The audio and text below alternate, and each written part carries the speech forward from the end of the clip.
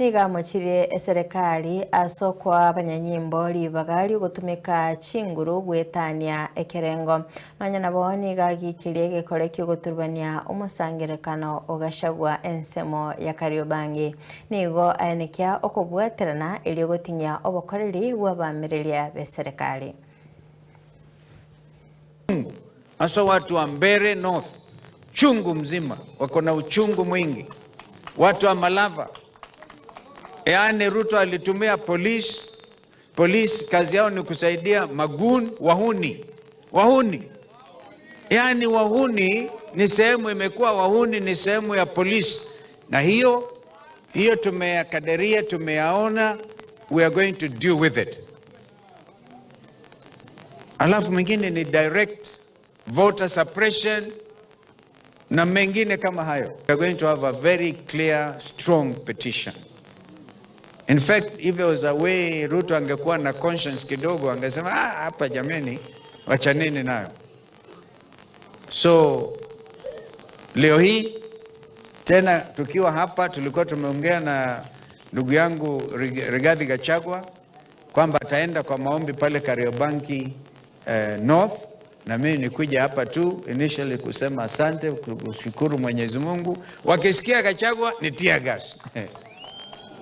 Hata kwenda kwa maombi tear gas. Na kusema ati ni rival gangs. Rival gangs ya wapi? Hakuna uchaguzi Kariobangi North. Uchaguzi uliisha. Kwa hivyo huwezi kuja kupiga tear gas kwa kanisa ama nje ya kanisa na kusema ati watu wanapigana huko nje. Wakenya sio wajinga namna hiyo.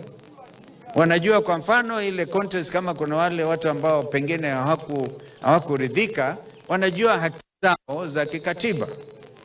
Kwa hivyo hii tabia kila wakati kujaribu kuhujumu Mheshimiwa Rigathi Gachagua, we want them to know they know. Hii team nimeona wakijigamba kwa magazeti leo kwamba ati wanatengeneza sasa coalition ya 2027. Kwanza watapasukia huko katikati. It will not work. Mtaona maajabu. So kuandaa wananchi wa Kenya kwamba they look stronger, na wajue bado jinsi hawakujitokeza. I think jinsi walikuwa wanafikiria, wanaona itakuwaje. They are still biding their time because they are aware of the voter suppression, they are aware of intimidation and the voter bribery.